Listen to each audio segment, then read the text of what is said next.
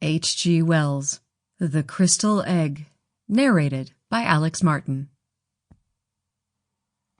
There was, until a year ago, a little and very grimy-looking shop near Seven Dials, over which, in weather-worn yellow lettering, the name of C. Cave, naturalist and dealer in antiquities, was inscribed. The contents of its window were curiously variegated. They comprised some elephant tusks and an imperfect set of chessmen, beads and weapons, a box of eyes, 2 skulls of tigers and 1 human, several moth-eaten stuffed monkeys, one holding a lamp, an old-fashioned cabinet, a fly-blown ostrich egg or so, some fishing tackle, and an extraordinarily dirty, empty glass fish tank. There was also, at the moment the story begins, a mass of crystal, worked into the shape of an egg and brilliantly polished. And at that, 2 people, who stood outside the window, were looking, one of them a tall, thin clergyman, the other a black-bearded young man of dusky complexion and unobtrusive costume. The dusky young man spoke with eager gesticulation and seemed anxious for his companion to purchase the article. While they were there, Mr. Cave came into his shop, his beard still wagging with the bread and butter of his tea.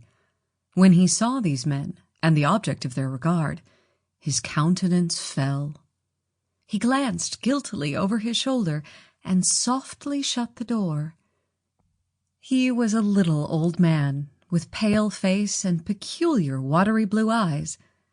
His hair was a dirty gray, and he wore a shabby blue frock-coat, an ancient silk hat, and carpet slippers very much down at heel. He remained watching the 2 men as they talked.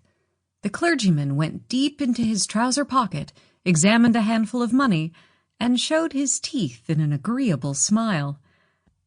Mr. Cave seemed still more depressed when they came into the shop. The clergyman, without any ceremony, asked the price of the crystal egg. Mr. Cave glanced nervously towards the door leading into the parlor and said, £5. The clergyman protested that the price was high to his companion as well as to Mr. Cave. It was, indeed, very much more than Mr. Cave had intended to ask when he had stalked the article, and an attempt at bargaining ensued. Mr. Cave stepped to the shop door and held it open.